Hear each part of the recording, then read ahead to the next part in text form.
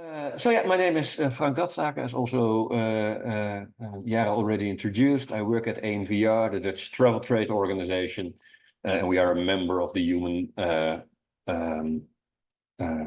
the Roundtable Human Rights in Tourism. And today I'm going to tell you something about the very interesting and very important project that we have, specifically regarding the supply chain of Dutch outbound ANVR member tour operators. For today, have called it the Bali and Indonesia case. One of the things that I will be sharing with you is that one of the reasons why we are doing this project is to have Bali as a showcase, so that we can learn and use the learnings, and ANVR tour operator can use the learnings in a broader setting as well. So not just on Bali, not just in Indonesia, but also in other destinations. So that's ANVR, the Dutch Travel Trade Organization, 300 members. We organize in the Netherlands the biggest tour operator and travel agents. There's another organization for the smaller. We organize the bigger ones. 62 of my members offer trips to Indonesia, and we organize both business travel and leisure. 10 board members, ANVR, and 7 staff. So if Jara says that I'm going to be the new director of ANVR, that's very correct. But that's a very small organization I'm going to be directing, so not too much to be thought of that.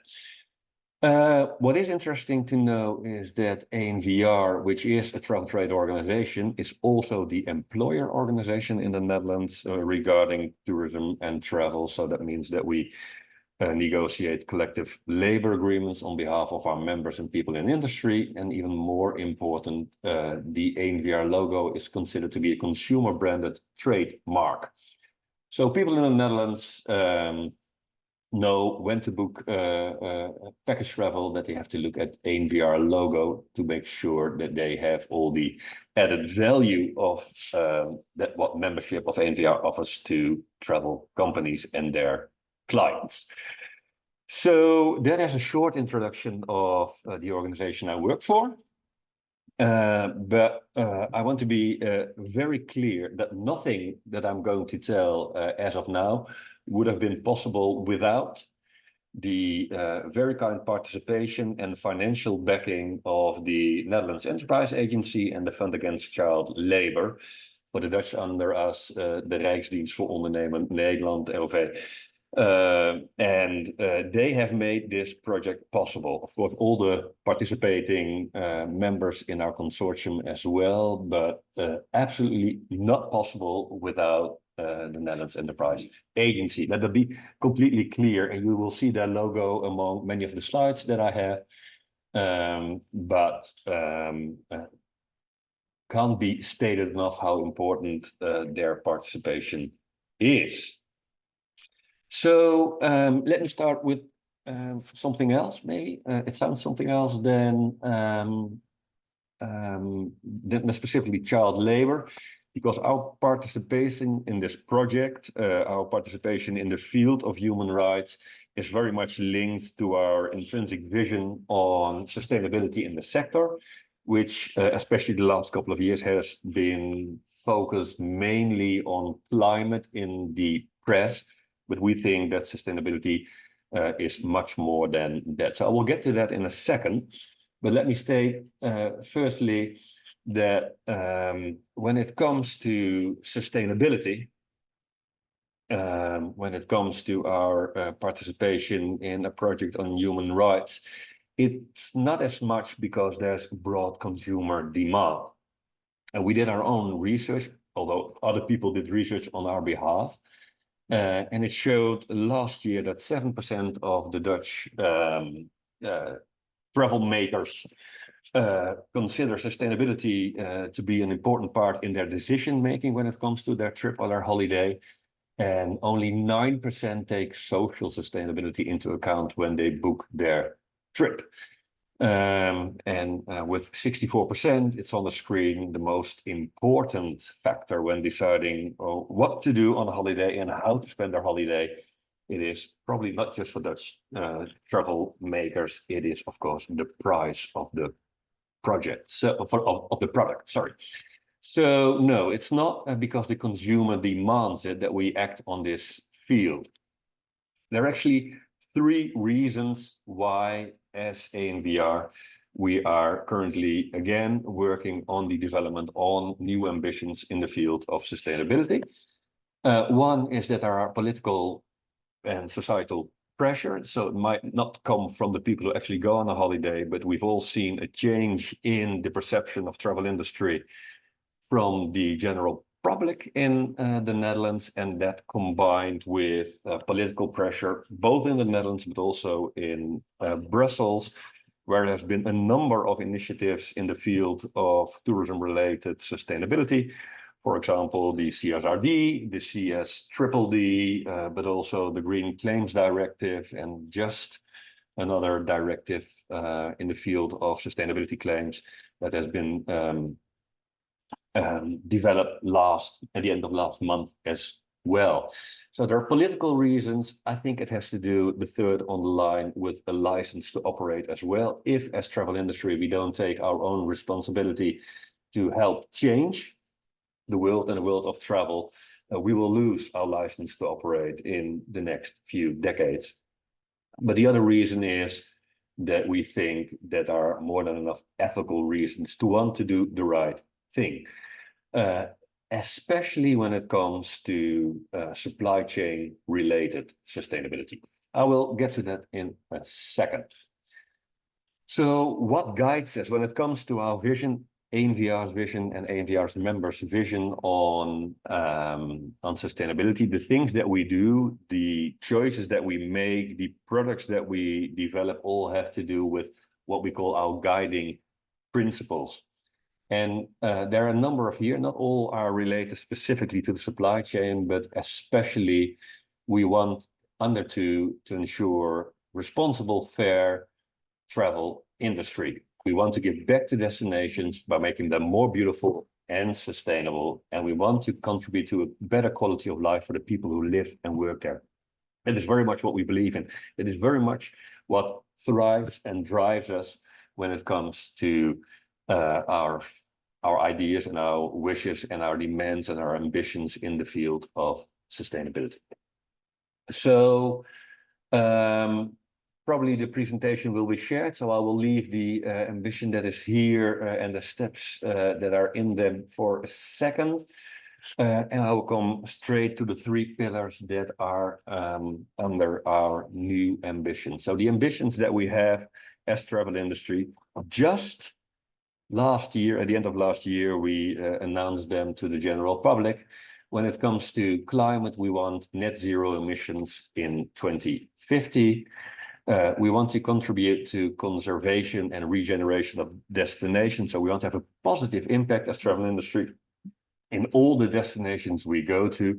So no negative impact on the destination we are already in, and net positive impact on all the new destinations that have to be developed. And combined with the topic that we're going to discuss today, we want responsible, sustainable, and transparent offers throughout the chain. We think that our supply chain should be completely sustainable. And then it has to do with how we deal with people working in travel industry as well. As there are no questions yet, I will just go straight ahead and I will wait until you let me know if there are any questions. So quite a long introduction to finally get to the Bali Child Labour Project. 2 phases, as is normal with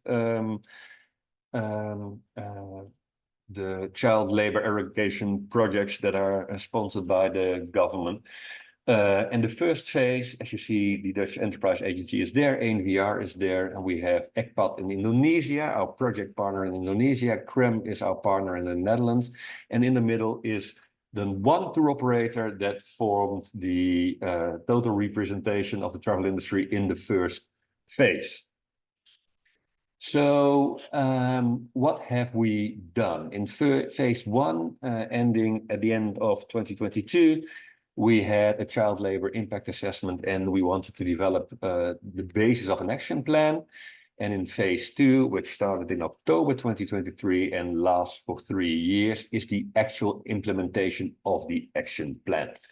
In the end, it shifted maybe a little bit because the action plan we are currently developing, so the implementation and the development of the action plan is more or less in the same period of time. And what is very important to know that after the learnings that we've had till now, which we're going to discuss in a second, after the learnings that we've had till now, there's going to be a go, no-go moment in a discussion with both the consortium and the Dutch government to see if what we've learned till now in our impact assessment and in the first phase of, actually, let's say, the first phase of phase B, what we've learned and what we want to do is actually having enough impact to go ahead. We hope to get that decision somewhere around the half-year mark of 2024.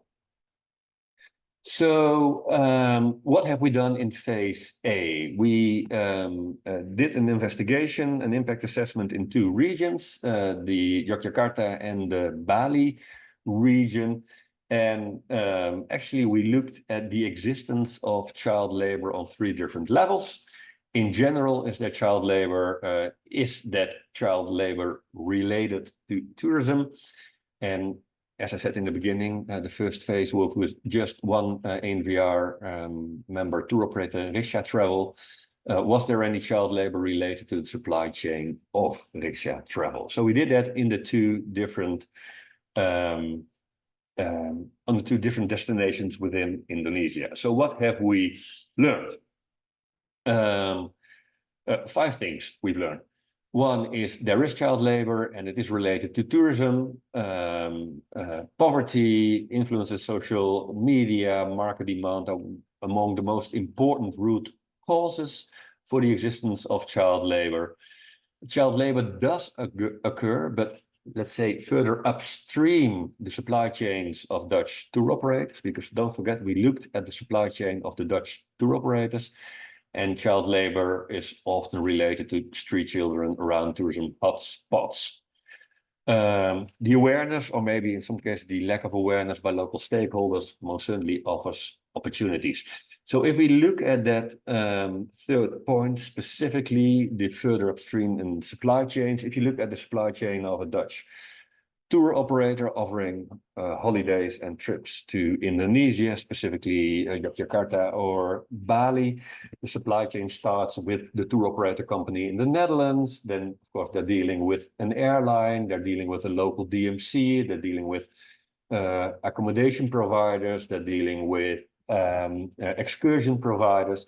So that's more or less the supply chain. So what we've learned is that there is child labor, but not as much in the direct supply chain of Dutch tour operators and their travel service providers, but much more in the delivery towards those first parties in the supply chain. I will get to that again in a second. So 3 things specific about Bali. It's about girls, specific places in Bali where it mostly occurs, for example, Ubud and Gianyar in the east of the Bali island is what we would call, my words, a source market for child labor. So we've got 2 places on Bali where child labor is an issue. One is the source market, where do the kids come from originally, and the second is where they are working, and that is mostly in those places where tourism is most vigorously active on Bali.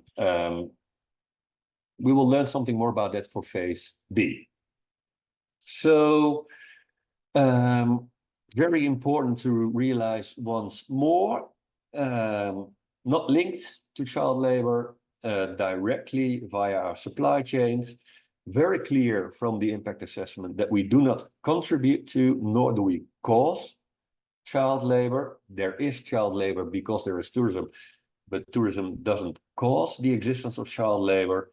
And one might say that because of that, there is no formal responsibility for Dutch tour operators under the international regulation and the European legislation to actually work on the mitigation of child labor. But then I would like to make the link towards what we are doing as ANVR within our sustainability vision, we as ANVR and in the first phase, Riksha Travel, we firmly believe that we have a moral responsibility to work on the eradication of child labor, not just on Bali, not just in Indonesia, but in every supply chain of every tour operator and any destination in the world.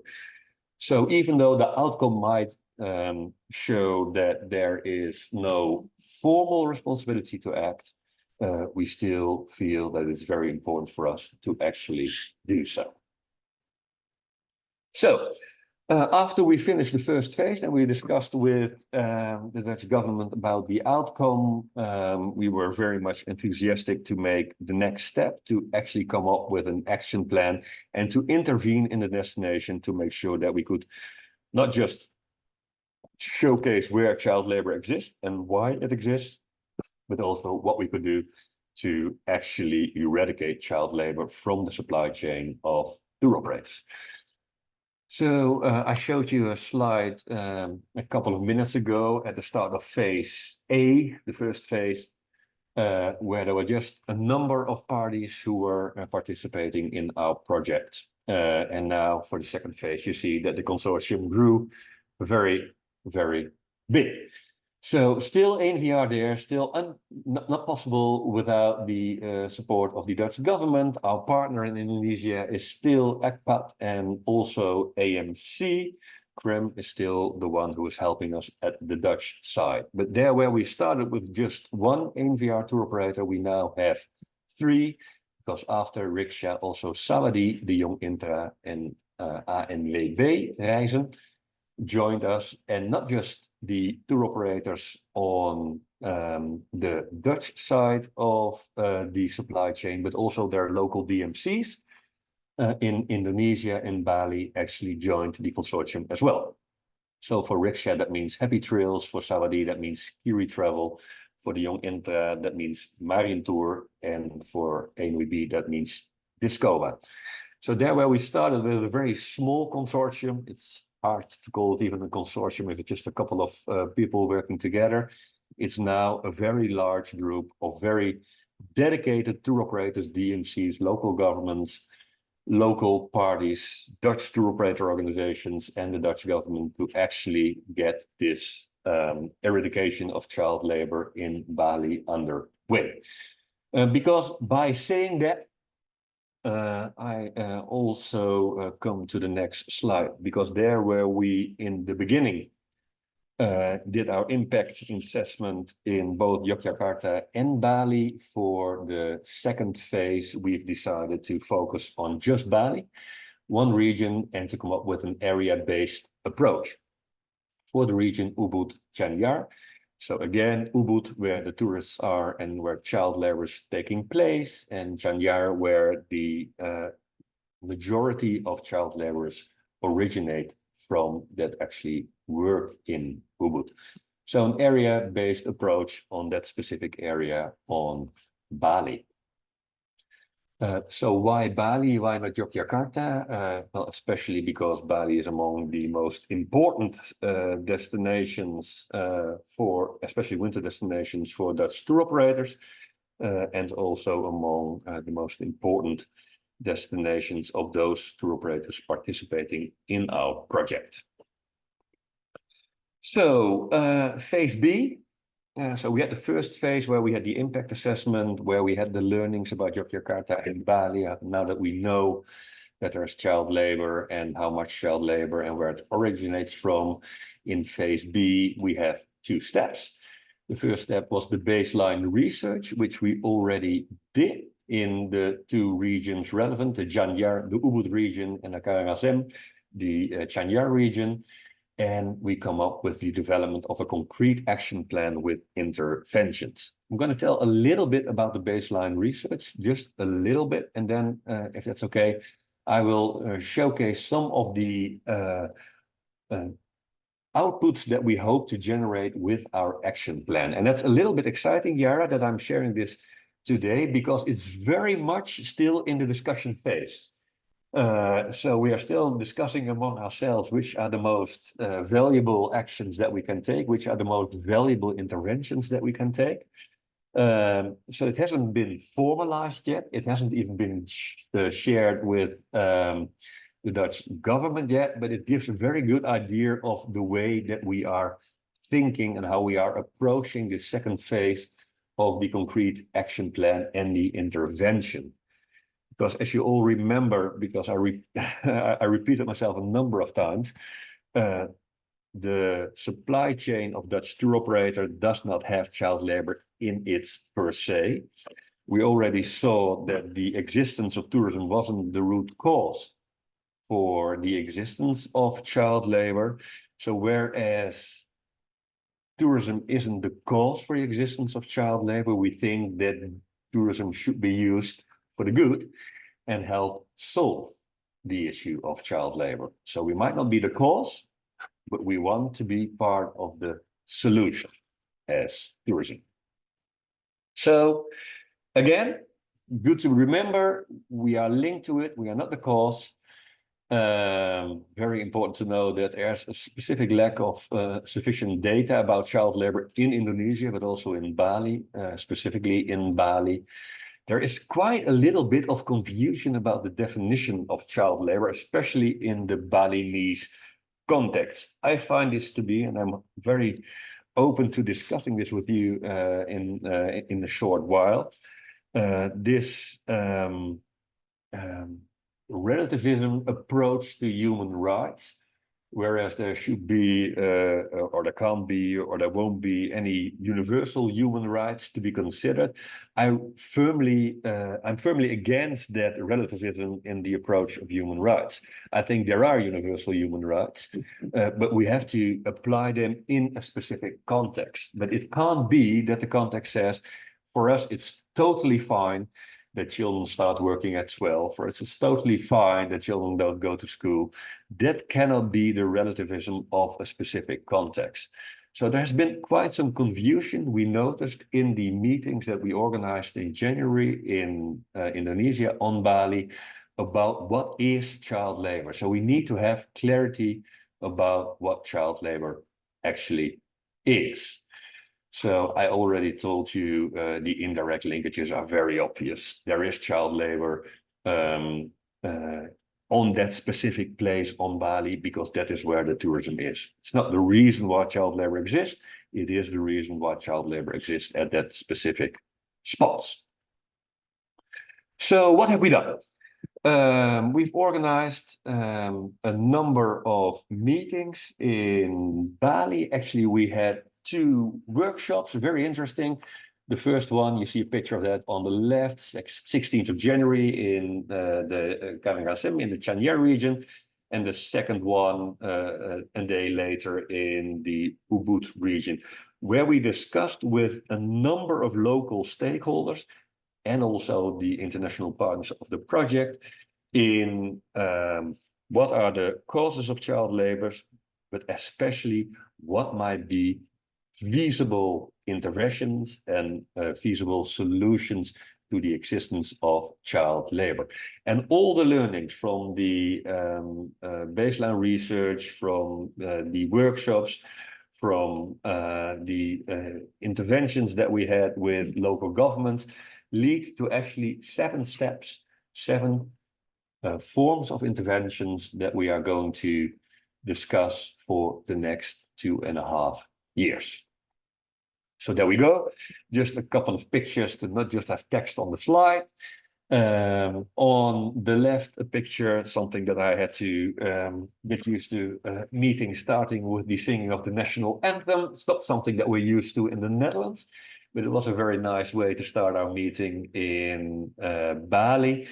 And as you can see on the right, the results of the discussion during the workshop, we weren't only talking about children, we were also talking with children. So they were firmly participating within the workshops that we organized.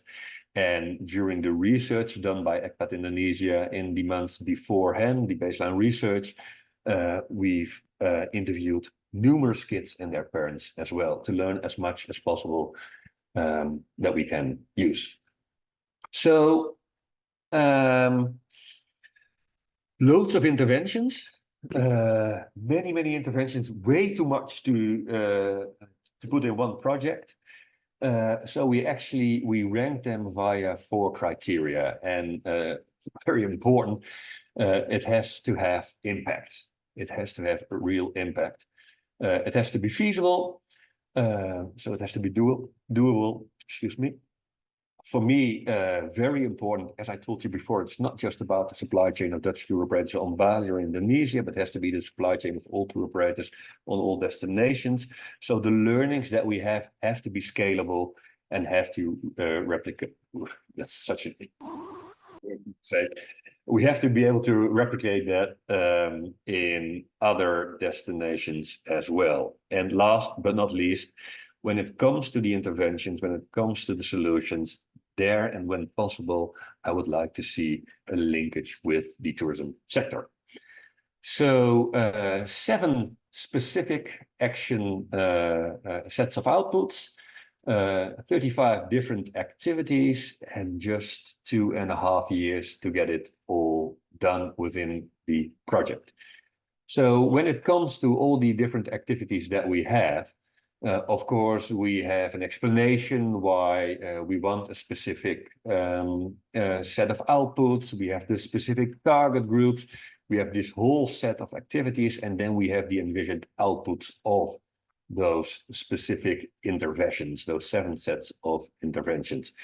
Because I can talk, Jara, all day about all these different sets of outputs. If I go through all these different steps, if it's okay with you, I will just, for the next few minutes, while wrapping up, look at those 7 sets of interventions and then just look at the outputs.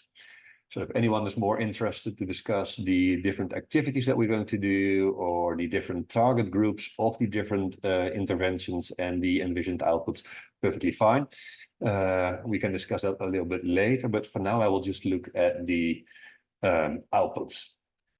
So here we are, lovely overview made by our colleagues in Indonesia. I'm not going to look at all 7 right now, because I'm just going to guide you through it in 7 quick steps.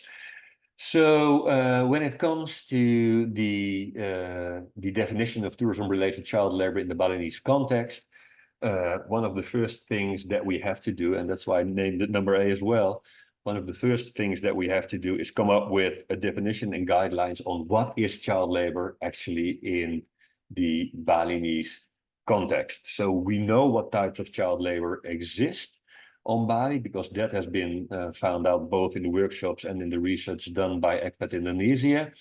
But there has been, we noticed during the workshops, a lot of discussion on what child labor actually is. And what we've noticed, for example, is that between different regions on Bali, there's a different interpretation of what child labor is as well. One of the things that we've learned is that very early marriage might lead to child labor. As you can see, there's no direct linkage between tourism and the definition of early marriage among very young people, but that that has to be solved to be able to work the next 2.5 years on a common and together solution on child labor related to tourism and supply chain. Because if we don't agree on what we are talking about, it's very difficult to get anything done. So first, we need that definition completely clear. Second, I already told you there's a complete lack of data on the existence of child labor, other than the more anecdotal, I say with all due respect, for the brilliant research that our colleagues of Expat Indonesia have done over the past few months, but there's no good quantitative data on the existence of child labor in Bali region.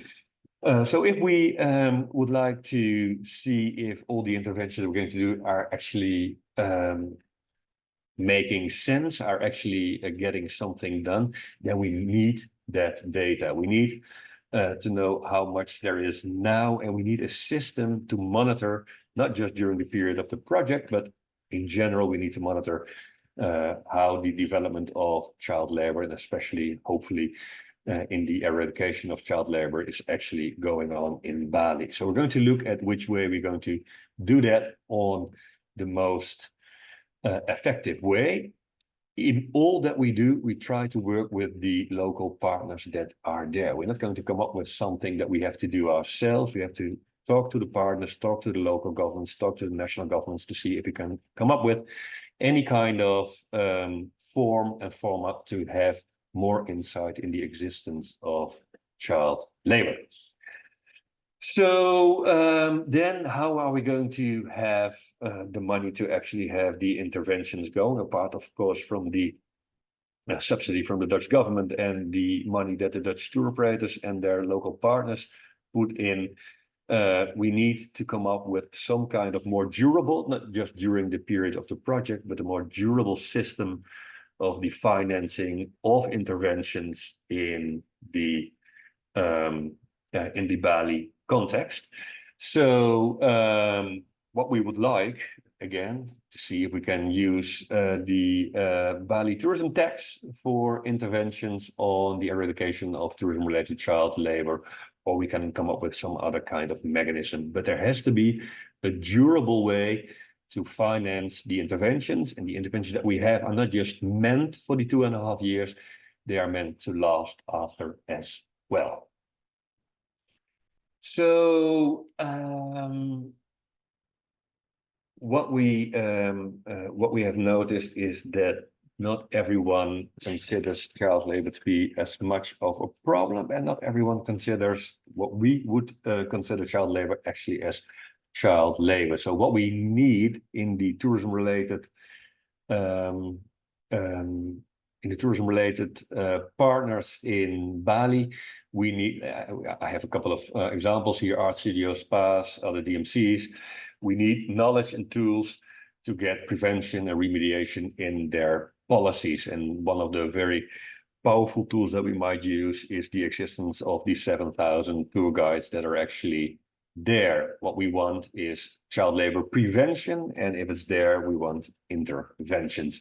So we need child labor awareness with our partners, and then they need the tools in their own corporate social responsibility activities to actually work on the eradication of child labor.